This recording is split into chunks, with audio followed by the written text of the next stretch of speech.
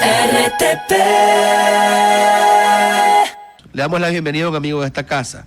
Él es Giovanni Atariguana, director nacional de Unidad Popular. Con él hablaremos sobre las demandas de inconstitucionalidad que han presentado Unidad Popular, los sindicatos, gremios y varias organizaciones en contra de la Ley de Solidaridad y en general de los últimos proyectos de ley de seguridad, que en teoría son económicos urgentes, que han pasado por la Asamblea. Bienvenido, estimado Giovanni, a la mañana en RTP. Muy buenos días, César, por supuesto a toda la audiencia de RTP. Para nosotros es muy valioso tener este espacio para compartir nuestros puntos de vista, nuestras reflexiones y nuestras iniciativas. Un gusto, como siempre. Ustedes han presentado contra la ley de solidaridad, o sea, ustedes y otras organizaciones, contra la ley de solidaridad, contra la ley de inteligencia y contra la ley de integridad pública, varias demandas en la Corte Constitucional. Como estas leyes tratan muchas cosas, también abarcan varios temas, ¿no? Tanto lo laboral, sobre todo la ley de integridad pública, pero también la facilidad con la que el Estado ahora podría espiar, detener, las restricciones a los derechos que podrían darse bajo las leyes de solidaridad e inteligencia. Cuéntenos en qué se han centrado particularmente las demandas que ha impulsado la Unidad Popular. Como antecedentes, César, estamos pasando momentos muy especiales en el país. El presidente Daniel Noboa, con la mayoría que ha construido en base a alquilar a algunos asambleístas de Pachacútec e independientes, está aprovechando ese cuarto de hora para meter el pie en el acelerador y aprobar varias leyes muy complejas, tanto en el ámbito de libertades y derechos como en el tema económico. Y ha abusado de figuras muy importantes como los proyectos económicos urgentes. Pero adicionalmente ha hecho tabla rasa de los procedimientos legislativos para en todas estas leyes, 3 o 4 que se han aprobado, incluir temas que no tienen nada que ver con el tema original, rompiendo lo que se llama la unidad de materia. Ahí, una primera reflexión, unos dicen, hay, digamos, ignorancia de la ley, existe, digamos, improvisación en el gobierno, creo que sí, pero sobre todo existe una prepotencia, porque en base a una mayoría se quiere echar abajo todos los procedimientos constitucionales. Y estas leyes están siendo cuestionadas por nosotros y varios sectores de la sociedad organizada, de la academia, y en el caso particularmente de la mal llamada ley de solidaridad, nosotros hemos presentado la acción de inconstitucionalidad, la cual ha sido ya admitida a trámite, la va a sustanciar el juez expresidente de la Corte Constitucional, el doctor Ali Lozada. Tiene 15 días que están ya cumpliéndose para que el gobierno, ¿no?, y la Asamblea respondan a la demanda. ¿Qué cuestionamos? Precisamente que Daniel Noboa quiere imponer, a través de esta ley, un régimen paralelo y opuesto a lo que dice la Constitución, con una vertiente totalmente autoritaria. A título de combatir la delincuencia, se rompe con el debido proceso, se coartan libertades, se establece sin orden judicial la posibilidad de allanamientos, de detenciones, aunque le llamen retención, y por supuesto se da paso a temas tan complejos como las ejecuciones extrajudiciales bajo la figura precisamente de los indultos previos. Para nosotros eso obviamente rompe todo lo que es los derechos y libertades, no de los delincuentes, no solamente de los posibles opositores o activistas sociales, que muchas veces somos catalogados de terroristas por el régimen de turno, sino en general de la población, porque a partir de este régimen será sospechoso cualquier persona que vive en un barrio popular, en una zona caliente de Esmeraldas, Guayaquil, Durán, Quito o Manta, porque tiene el color de piel distinto, porque se viste de forma diferente, porque tiene un tatuaje, ya puede ser considerado sospechoso. Eso es lo que lamentablemente les pasó a los muchachos, a las víctimas, a los niños de las Malvinas. Por eso nosotros hemos pedido precisamente esta demanda de inconstitucionalidad. Y a buena hora vemos que la Federación Nacional de Abogados ha presentado una demanda en el mismo sentido, porque aquí lo que se trata de preservar son los derechos y libertades. Pero hay quienes dicen que al oponerse a estos proyectos de ley, las organizaciones sociales no le están permitiendo al Estado reaccionar, no le están permitiendo al Estado tomar de manera legal y frontal las herramientas en las manos para combatir a las mafias. César, se han hecho creo que 12 o 13 reformas al Código Integral Penal.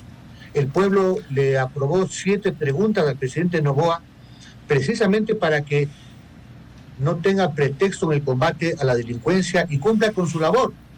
El deber del Estado es garantizar la vida, la seguridad, la paz en el territorio nacional.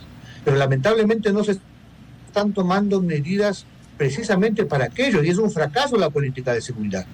Según el observatorio de la Universidad Central de Criminología, estamos llegando prácticamente a 480 días en estado de excepción. ¿Cuáles son los resultados? Nos van a decir que capturaron a Fito. Bueno, entró Fito y salió Fede. Y según la Fiscalía General del Estado, en las cárceles que están bajo la tutela de las Fuerzas Armadas, en el 2024-2025, 189 personas privadas de la libertad se fugaron en las barbas del gobierno nacional.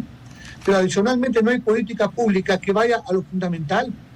Combatir el crimen organizado requiere mano firme. ¿Pero contra quién? Contra los que lavan miles de millones de dólares en el sistema financiero. No hay absolutamente nada en ese plano. ¿Dónde están el control de puertos y aeropuertos? Expertos internacionales señalan que el 85% de la cocaína que sale del Ecuador hacia Europa se va por los puertos y va efectivamente en los containers, incluso de empresas bananeras. ¿De quién dependen las aduanas, los puertos públicos? Y también hay puertos privados. ¿Dónde está una mano firme? Pero adicionalmente, César, el tema es que si no, en la ecuación no se incluye trabajo y educación, obviamente no podemos avanzar. A más trabajo, más educación, menos delincuencia. Y es lo que el gobierno nacional no termina de entender. Y seguimos siendo, lamentablemente, ¿pero cuál es uno de los, la fórmula, estimado Giovanni, entonces, para el trabajo y la educación, Every? Yo entiendo que la UP y sus organizaciones afines tienen una línea, un programa. El gobierno de Noboa, pues, tiene otro.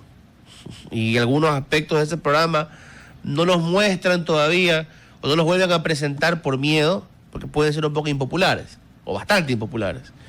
Pero cuando hay que gobernar, pues la mayoría a veces tiene que ceder un poco ante la minoría, y la minoría tiene que aceptar que la mayoría ganó. Entonces, en esa situación, ¿qué le podrían ustedes presentar al país? ¿O qué le pedirían usted al gobierno de Noboa? ¿Dónde pondrían la línea roja para sacar una nueva fórmula para la creación de empleo y de prosperidad económica en el país? Creo que debería cambiar el enfoque completo del gobierno de Noboa. Ya son 22 meses que está al frente del país, con medidas de carácter recesivo que afectan al consumo. Nos subió el impuesto al 15%, con el cuento de que iba a financiar lo que llama la guerra contra la delincuencia. No sabemos a dónde fueron esos fondos. Y eso más bien ha restringido el consumo. Por tanto, la economía está paralizada. El año pasado tuvimos un decrecimiento de 2% del Producto Interno Bruto. Bueno, por los apagones. Debe reactivar la obra pública. No solamente los apagones, César. Miremos cómo ha sido la inversión en el ámbito de la obra pública. ¿Cómo están las carreteras? ¿Cómo están las escuelas, los hospitales? ¿Cómo está la infraestructura en general? Porque sobre eso hay una total falta de inversión. Porque la prioridad, lamentablemente, del régimen es asegurar los fondos para pagar la deuda externa. Seguimos más endeudados, pero sin embargo estamos sacrificando la economía del país. Estamos teniendo temas, por ejemplo, la tasa de interés de la banca privada es de las más altas del mundo. Entonces, ¿cómo un negocio, un pequeño emprendimiento, un taller, el tema agrícola, puede sobrevivir con tasas de carácter usurero? Mientras los bancos tienen ganancias totalmente extraordinarias. Me parece que el año pasado, según datos de Asobanca, 680 millones de utilidades netas. ¿Por qué no hay una política pública, primero para que haya crédito sin restricciones en la banca pública, pero también cómo se bajan las tasas de interés? Hay que devolverle capacidad adquisitiva a la población. Si no hay obra pública, está paralizada, que eso es empleo directo, no solamente dejamos de tener servicios, carreteras realmente destrozadas, sino que estamos abonando precisamente a la que la economía no se recupere. Hoy el gobierno está hablando de cifras del famoso rebote luego de que decrecimos. Bueno, vamos a ver cómo esto se sostiene, porque además recordemos a la población que Daniel Noboa, su ministra Moya, están planteando nuevos acuerdos con el Fondo Monetario Internacional. Sí, pero hay Giovanni, por eso es que lo que digo es necesitamos coincidencias. Porque, a ver, sí, estamos pagando deuda para que nos sigan prestando y queremos que nos sigan prestando porque no estamos produciendo lo suficiente para cuadrar el presupuesto. Tenemos un problema de ingresos, como dice un querido amigo también de esta casa, economista. Tenemos un problema de ingresos más que de gastos. Y el petróleo está en entonces, crisis. claro, Más que todo. no estamos produciendo quizá lo suficiente en petróleo, no estamos cobrando ni impulsando lo suficiente el crecimiento de otro tipo de explotación en el territorio, la minería, que obviamente hay que hacerlo de forma ambiental, pero ahí hay otra forma de tener ingresos. No se le están cobrando a muchas empresas los impuestos que querían pagar, pero siempre va a haber un problema económico y por eso es que yo digo, necesitamos algún nivel de coincidencias, porque no es fácil. Si no se subía el IVA, pienso yo, que yo sé que ha afectado a la economía, no había cómo manejar el Estado ni empujarlo para adelante.